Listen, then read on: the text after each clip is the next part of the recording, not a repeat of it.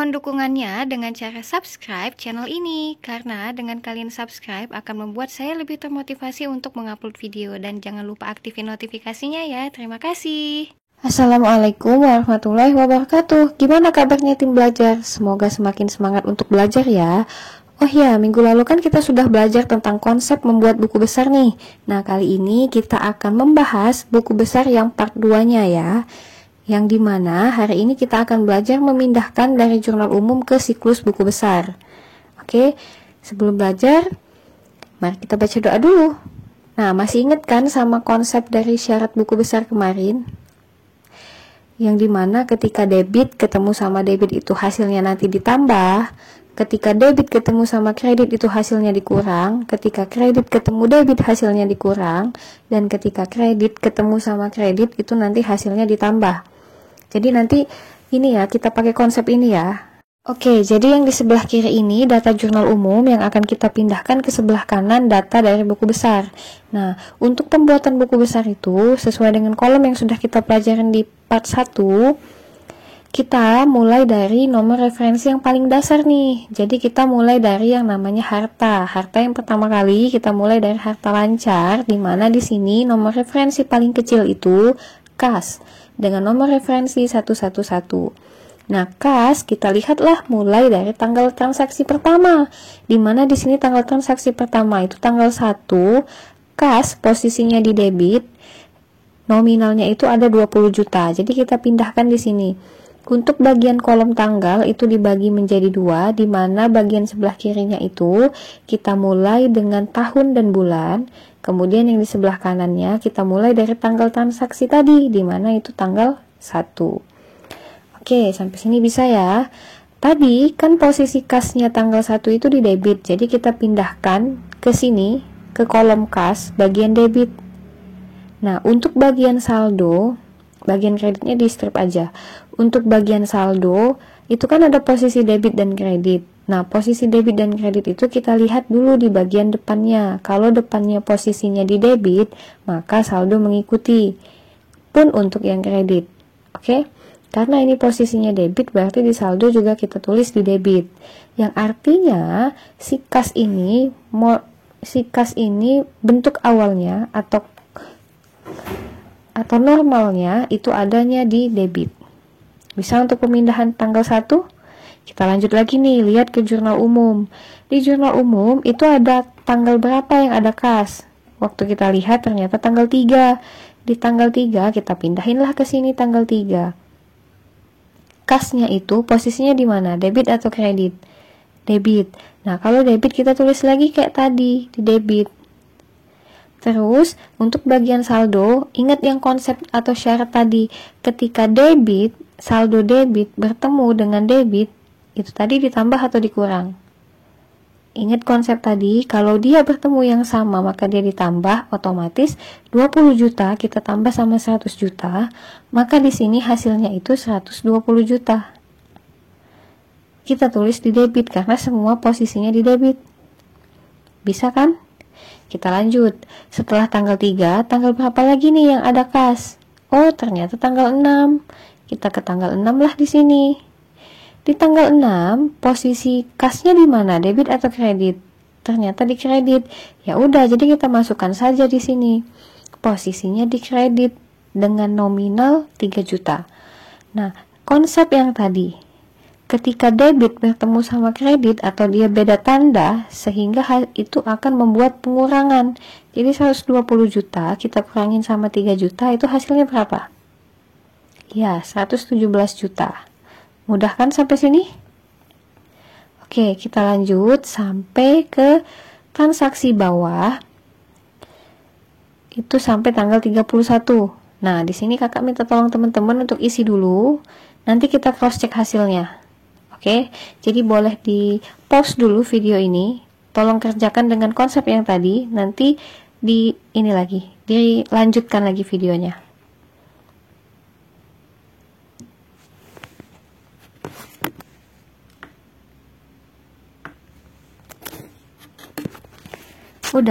Ini udah sampai tanggal 31 dan ternyata saldo akhir untuk bagian kas itu sebesar 22.480 posisi di debit. Gimana? Sama nggak hasilnya dengan yang teman-teman punya? Oke, good job. Kalau gitu kita lanjut ke kode referensi yang kedua nih. Kan yang tadi kita mulai dari kas. Harta lancar yang kedua itu ada namanya surat-surat berharga. Nah, kita kasih kode referensinya itu 112. Posisinya di mana? Debit atau kredit? Yap, posisinya di debit sebesar 10 juta. Maka kita buatlah kolom untuk buku besar bagian surat berharga. Tanggal dan bulan tadi jangan lupa diisi. Untuk bagian ini, bagian penulisan debit atau kredit, kita mengikuti apa yang ada di jurnal umum. Kita lihat lagi nih, surat berharga itu posisinya ada di debit sebesar 10 juta. Jadi kita tulis aja dia di debit 10 juta. Untuk bagian saldo sama kayak tadi, mengikuti apa yang ada di depannya. Bisa kan sampai sini? Untuk bagian debit, oke. Nah, untuk bagian surat berharga itu sudah selesai. Kita lanjutkan ke nomor referensi selanjutnya. Kalau sudah 111, sudah 112, ada nggak sih nomor referensi 113? Oh, ternyata ada nih. Itu namanya piutang wesel. Jadi kita buat maaf ya. Jadi kita buat ini buku besar, kolom buku besar untuk piutang wesel. Piutang wesel dengan kode referensi 113. Tanggal dan bulan jangan lupa diisi kayak tadi. Dan kita lihat di sini posisi piutang wesel itu di mana, debit atau kredit. Analisis. Dia di tanggal 10. Oh, ternyata di tanggal 10 ini piutang weselnya di debit nih 30 juta. Kita pindahin lahnya ke debit. Kita pindahin piutang weselnya tadi ke debit 30 juta, maka bagian saldonya gimana? Nah, sudah bisa kan? Oke. Pun untuk selanjutnya, kalau kita sudah buat tentang harta lancar, kita lanjutkanlah ke harta tetap. Di sini harta tetapnya ada peralatan kantor, gedung, kendaraan, tanah, sampai ke utang, ke modal, sampai ke beban. Misal nih, coba teman-teman buat kayak konsep yang tadi, cara yang tadi, kita cross check hasil peralatan kantor. Teman-teman dapat berapa nih untuk peralatan kantor? Oke, sama ya, hasilnya 30 juta, mudah kan? Nah, kalau mudah, bisa tolong lanjutin dong sampai ke bawah. Oke. Jadi sebenarnya akuntansi itu mudah, gak susah, gak ada yang namanya susah. Nah, untuk sampai ke beban, misal nih, ini kakak selesain dulu untuk bagian harta, nanti kita bahas yang bagian hutang ya.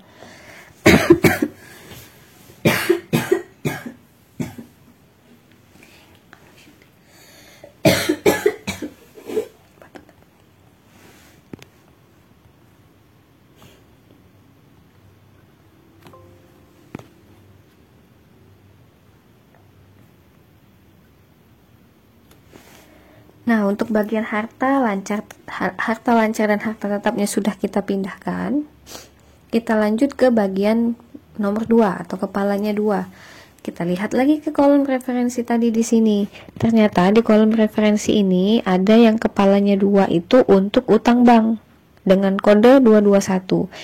Kita lihat posisi utang bank ini debit atau kredit. Oke, jadi posisinya ada di kredit dengan nominal utang bank dengan nominal 5 juta ya. Dengan nominal 5 juta, tinggal kita pindahin aja kayak tadi. Untuk posisi tanggal sebelah kiri itu tahun dan bulan, sebelah kanan itu tanggalnya. Terus tadi posisinya ada di kredit sebesar 5 juta. Kita tulislah tadi di kredit 5 juta atau 100 juta? Oh, 100 juta tanggal 3. Maaf ya, berarti ini tanggal 3 itu 100 juta. Untuk bagian saldo sama kayak sebelumnya, mengikuti apa yang ada di kolom sebelumnya. Kalau posisinya ini ada di mana? Debit atau kredit? Oke, posisinya ada di kredit. Mudah kan sampai tanggal 3? Nah, kita lanjut. Setelah tanggal 3, tanggal berapa lagi sih yang ada tentang utang bank? Oh, ternyata ada di tanggal 22 nih. Di tanggal 22 itu dia bayar utang, cicil utang sebesar 5 juta. Kalau utangnya dicicil, otomatis utangnya menjadi berkurang. Sehingga utangnya tadi kita tulis di debit sebesar 5 juta. Konsepnya ketika kredit ketemu debit, dia yang berbeda tanda, itu gimana? Ditambah atau dikurang? Dikurang, sehingga hasilnya 100 juta dikurangin 5 juta, hasilnya berapa yang harusnya sampai? 95 juta. Oke, bisa untuk pemindahan yang utang bank. Oke, pun dilanjutkan untuk modal. Coba kita cross check berapa hasil teman-teman untuk buat modal.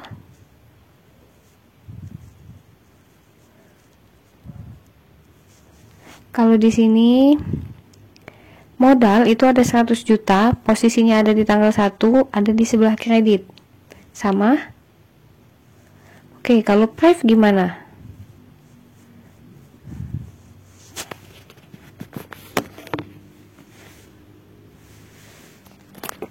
Price itu ada di tanggal 30 dengan posisi price-nya di debit. Memang belum dibayar berarti. Posisi price-nya di debit dan saldonya juga di debit. Bisa untuk price. Kemudian lanjutkan ke pendapatan sewa. Kita lihat nih di sini, pendapatan sewa itu posisinya di mana? Di debit atau di kredit? Ternyata pendapatan sewa tanggal 10 itu posisinya di kredit sebesar 50 juta. Tinggal kita buat aja di sini. Di kolom ini tadi, pendapatan sewa.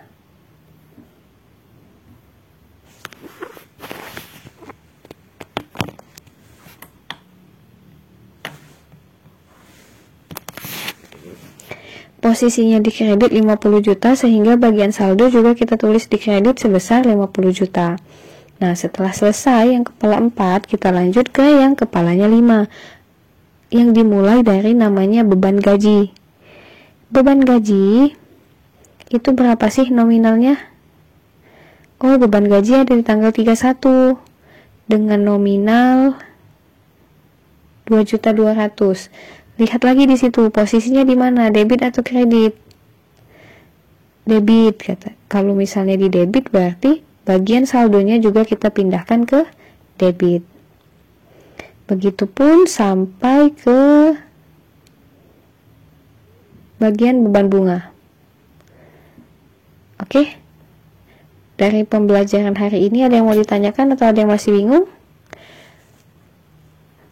Kalau misalnya ada yang mau ditanyakan, boleh tulis di kolom deskripsi, di kolom komentar, atau boleh kalau nggak mau di kolom komentar, boleh di DM aja Instagram belajar tadi.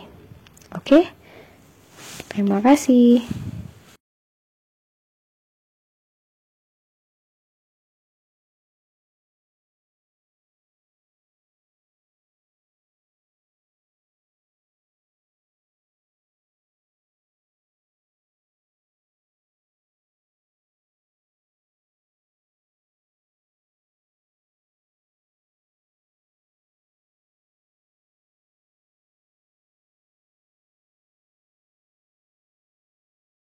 Terima kasih telah menyimak video pembelajaran ini dari awal sampai akhir. Semoga apa yang dipelajarin tadi itu bermanfaat dan membantu teman-teman dalam membuat buku besar.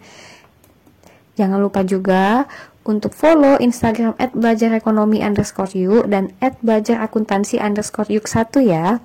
Kalau ada yang mau ditanyakan boleh langsung DM ke IG tersebut atau juga boleh tulis di kolom komentar. Terima kasih, jangan lupa subscribe. Assalamualaikum warahmatullahi wabarakatuh.